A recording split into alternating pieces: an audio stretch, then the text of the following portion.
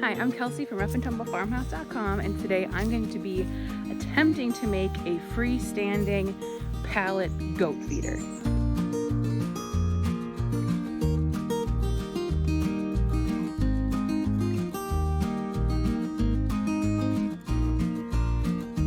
So my goats are absolute hoodlums, and they are constantly trying to escape. So they have been in a pen this summer that is much smaller than I'd like for the amount of goats that's in it. And since they weren't supposed to be staying in this pen does have a feeder in it, but it's like a 1 to 2 goat feeder.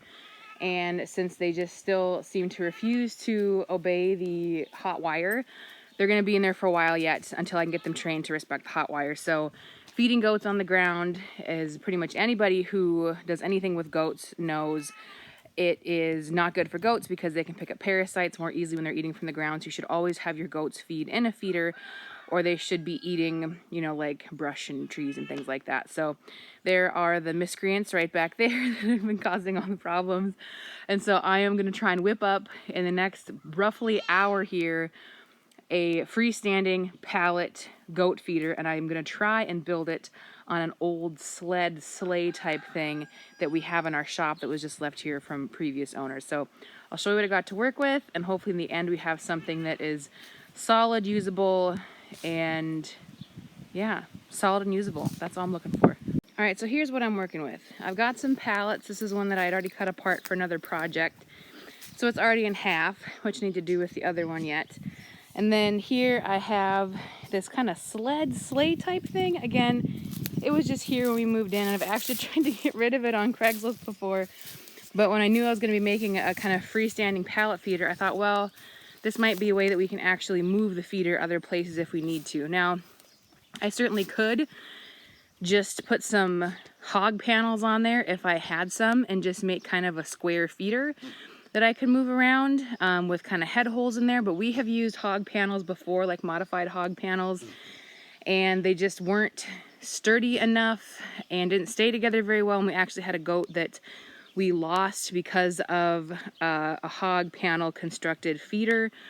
So while I might consider doing that a little bit on the ends here to kind of cap it off, I'm going to go with the pallets and some solid construction. So this is kind of what I'm thinking, is that I'm going to put just a pallet on each side, kind of angled in, and then I'm going to attach some boards across, here, and probably across the top. And then I'm also going to put some boards here to kind of attach it to this back frame point as a bit of an anchor. And we'll see if that alone is going to be solid enough, because I really don't want them to tip this over or anything on themselves, because that would be disastrous, obviously. So it's on a little bit of a hill right now where I'm working on constructing it, but that is the general idea. It's going to be kind of make it up as you go. Again, I have limited time to get this mostly done, so we'll see what we can make happen here.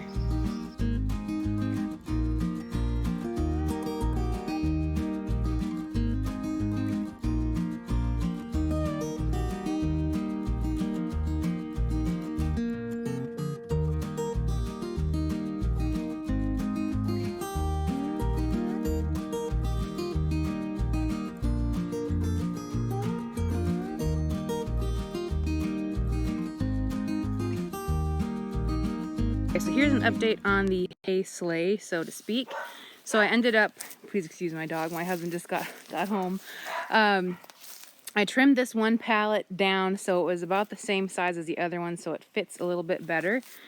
And I put in a board here, one there, and then I've got ones that kind of match on the opposite side. So anyone with goats will obviously see right now that those gaps are way too big, so I have to go and see what I have to kind of fill those in a little bit and also brace it a little bit more. So I mean, it's together pretty decently, but it's got a little bit of sway to it.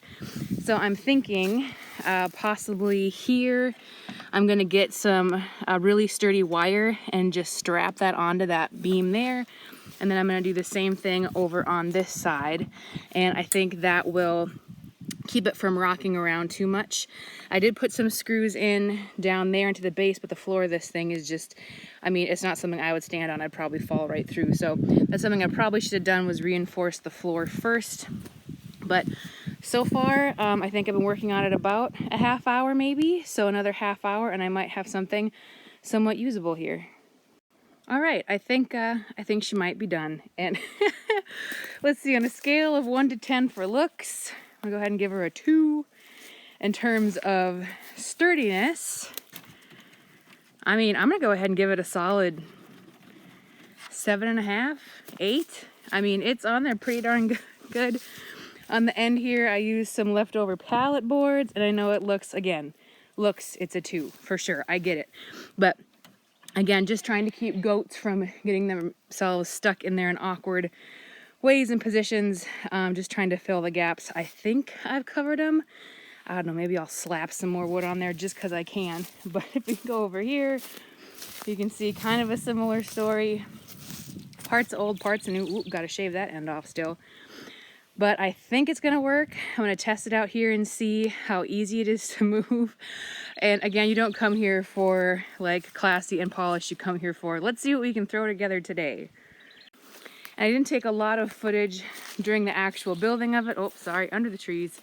Of the actual building of it, because I find myself forgetting the camera's running and then I run out of battery and stuff like that. And I also find myself saying things like, well, let's take a look-see. I sound like, I don't know, some old kindly neighbor man, like is how I have to talk myself through construction projects. I don't know if anyone else has a similar experience or not, but I was gonna shave off some of the rough pieces here and I'm gonna drag it into the goat pen and see how it works.